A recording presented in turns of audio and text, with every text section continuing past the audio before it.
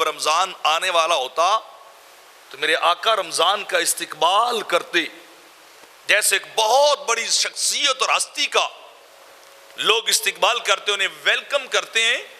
تو جب رمضان آتا تو آمنہ کلال اس ماہ مبارک کا بھی استقبال کرتے تھے، اس کا انتظار کرتے رہتے تھے۔ استقبال کرتے میرے آقا فرماتے تھے ما تستقبلون ماذا یستقبلکم ثلاث مرات۔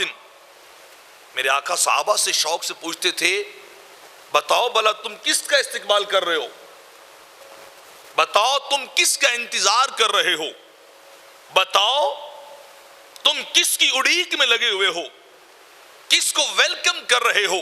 ماذا یستقبلکم، اور یہ بھی جانو کہ کون سی چیز تمہارا استقبال کر رہی ہے، کون سی چیز تمہارے پاس آ رہی ہے، تم اس کا استقبال کر رہے ہو، وہ تمہارا استقبال کر رہی ہے۔ اور یہ بات کتنی بار فرماتے تھے؟ ثلاث مرات۔ آمنہ کلال یہ بات تین بار صحابہ سے فرماتے تھے۔ تو ایک بار حضرت عمر نے آقا علیہ الصلوۃ والسلام کی بارگاہ میں عرض کی حضور کیا کوئی وحی اترنے والی ہے کہ آپ اتنے شوق سے، اتنے جذبات کے ساتھ، اتنی تڑپ کے ساتھ فرما رہے کہ کون سا مہینہ یا کون سی چیز ہے جس کا تم استقبال کرنے والے ہو اور وہ تمہارا استقبال کرنے والی ہے؟ حضور کیا کوئی وحی اترنے والی ہے یا کسی دشمن سے جنگ ہونے والی ہے کہ آپ بڑی تیزی کے ساتھ، بڑے جذبات، بڑے پیشن کے ساتھ آپ یہ سارا کام کر رہے ہیں؟ تو میرے آقا نے فرمایا عمر کیا تم نہیں جانتے کہ کون سا مہینہ آنے والا ہے؟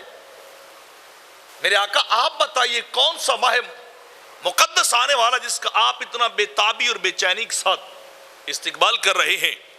جو میرے آقا نے فرمایا ان اللہ یغفر فی اول لیلۃ من شہر رمضان اعلی لکل حاذل قبلہ۔ میرے آقا فرماتے جب رمضان کی پہلی رات آتی ہے رب کائنات ہر مسلمان کو بخش دیتا ہے۔ جب پہلی رات رمضان کی آتی اہل قبلہ بخشے جاتے ہیں، گناہ ان کے جتنے زیادہ کیوں نہ ہوں، بدکاریاں ان کی جتنی زیادہ کیوں نہ ہوں، خطائیں ان کی جتنی زیادہ کیوں نہ ہوں، سال بھر انہوں نے گناہ کیے ہوں، سال بھر انہوں نے بدکاریاں کی ہو، سال بھر غفلت میں گزرا ہو، اللہ سے غافل رہے، اللہ کو یاد نہیں کیا، اللہ کے دربار میں نہیں آئے، لیکن جیسے ہی رمضان کی پہلی رات آتی ہے رب کائنات بڑے بڑے پاپیوں کو بخش دیتا ہے۔ ایسی اور مزید ویڈیوز حاصل کرنے کے لیے ہمارے چینل پرو مظفر فرید کو سبسکرائب کریں۔